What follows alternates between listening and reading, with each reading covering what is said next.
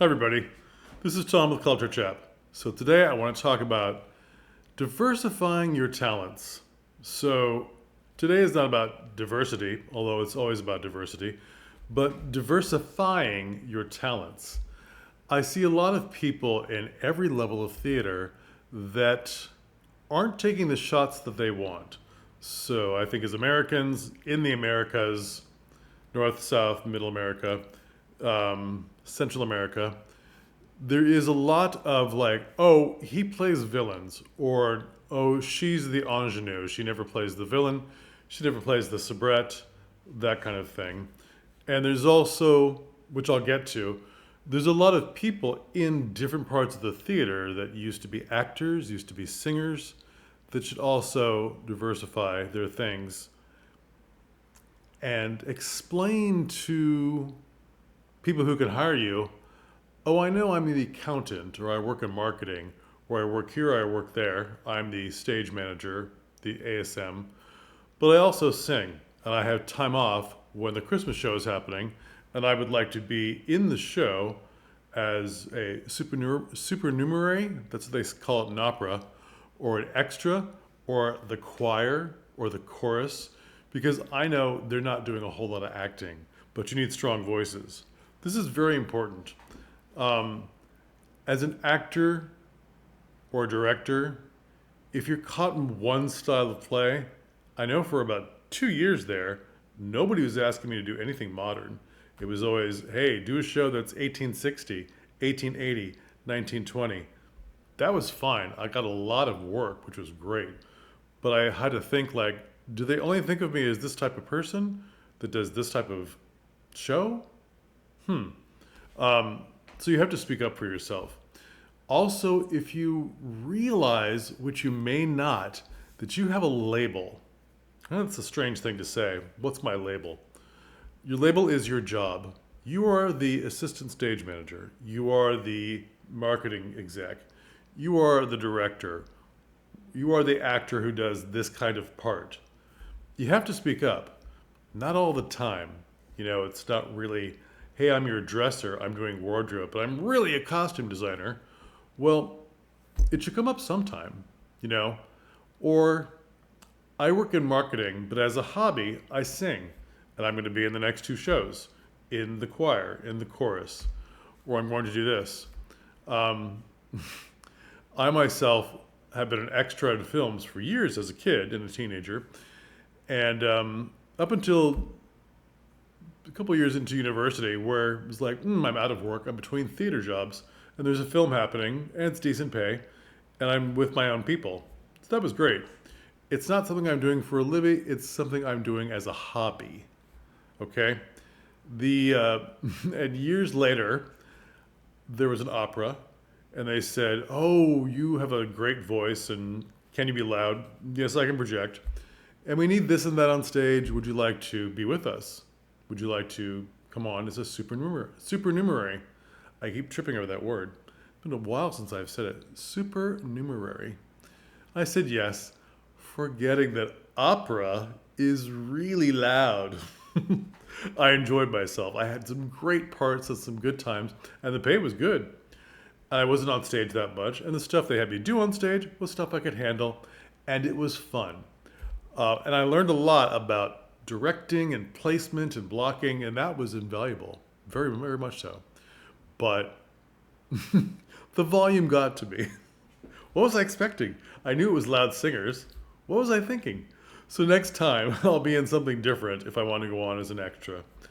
Um, but I'm being too busy as a YouTube sensation and a director. Wouldn't that be great? I long for the day when someone says, are you a YouTube sensation? And I'll say, why, yes, I am. Thank you for asking. Um, but also, it just depends on where you are in the theater or in the opera, or if you've gotten out of it just for financial reasons and you think, well, I miss it, but I don't want to stick my foot in as much as I did before because I'm burnt out, or where we've moved now, it's a different situation, that kind of thing. But do go to the theater, the opera, whoever it is, and ask and say, I used to do this thing. It may not be a big thing, but do you ever need extra bodies on the stage? Hey, director, artistic director, you're a new artistic director and director to our theater. I used to do a whole variety of roles. Really have diversified what I can do on stage. You may think of me as the roles that you've seen, which may be villain or crazy auntie or whatever, but I have all these strings in my bow. Do you know that phrase? It's a phrase in the UK. Strings in your bow, numerous sources of talent. I do this.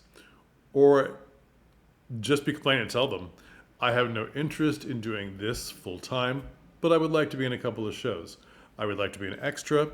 I would like this big part that you don't necessarily see me as, especially as actors or directors. If it's been 3 or 4 years and you're doing a lot of the same thing, which is fine with you, but you think, well, for the long term, I need to show them that I have a variety of skills. Okay, so I'm going to take this other role. This is often what happens in the UK as well, and Ireland, and lots through Europe. You will notice a lot of actors. Let's take Hugh Bonneville from Downton Abbey. So he's on Downton Abbey. You think of him, maybe you don't know him very well, depending on which country you live in. And you think of him just as that man on Downton, and sometimes you've seen him in other films. But then when he joined the cast of Gallivant as crazy singing pirate, you're like, whoa, I didn't know he was comedic. He has done a lot of comedic roles, and why not? Maybe you've seen Fiona Shaw, who is a tremendous actress, and you've seen her on stage in Medea, or anything else, or Taming of the Shrew, or you've seen her in very serious spy novellas on TV. I believe she was in Killing Eve. And then you see her as a comedic role in 3 Men and a Little Lady, which I think is a fun film, but some of you may think that's a dumb film. I don't know. Also, she was in The Avengers, which was arguably not the greatest film with Ralph Fiennes. Why would she do that? She's a serious actress. Isn't she busy doing that all the time? She's very plain. It was fun, and it was for the money. So The Avengers happened, and then she had the money to go do Medea, which she was very good in. But she said, I did this space film. I did this spy film, this parody of a spy film, so I would have the money to do Medea as long as I wanted. You know, I didn't really think about the cash because I was set, so I could do this. It's very frequent in the UK and Europe to do these things where you have a huge variety, but I'm afraid, especially in the Americas, all the Americas, people think of you as one label. Tell them. Diversify. Tell the people in charge. Tell other people you think might be connected to the people in charge, well, I do this as a hobby. Oh, do you want to be a singer full time? No, I'm perfectly fine in marketing. That's my day job. It earns money for myself and my family. And what I want to do as a singer is be in a choir, in a holiday show. That's what I want. Tell people. We often forget to tell people. Oh, you love playing serious villains? Yeah, but I want to do comedy as well. Oh, I don't see you as that. Well, let's have an audition. Why don't you do a reading? So this may be a repeated message from other videos you've seen. Hopefully you've watched other videos, but I'm afraid it can't be said enough. And in closing, the older you get, the less people think of you as those variety of parts. Speak up. You've had all this experience as an actor, and because you're 60, 70, 80, and they don't think of you in these other roles, why not? If you're still able-bodied, if you have no problems with arthritis or this or that, tell them, I want to be the kooky grandma. I want to be the spy. Wouldn't that be fun? If the spy that you thought you'd hire, somebody 35 or something, but it was the 80-year-old guy that no one ever expected. That's a good twist. Any role that you want. Or why can't the old lady that looks like a grandma with, tissues up her sleeve, handing out hard candies, why can't she be the villain? Why can't she be the spy? Why can't she be the comedic relief? Speak up. Directors do the same thing. I direct more than just comedies. Tell them, what do you want to direct? Are you good at Shakespeare? Tell them, I want to direct this. I want to direct Twelfth Night, which is still a comedy, but it maybe is not the same kind of comedies that you're doing. Speak up. You want to speak up about the things that you know you can do. It's no use saying, I want to be a ballerina, but I'm stuck in marketing. I want to be the lead in Swan Lake or the Nutcracker for Christmas, but I'm stuck in marketing.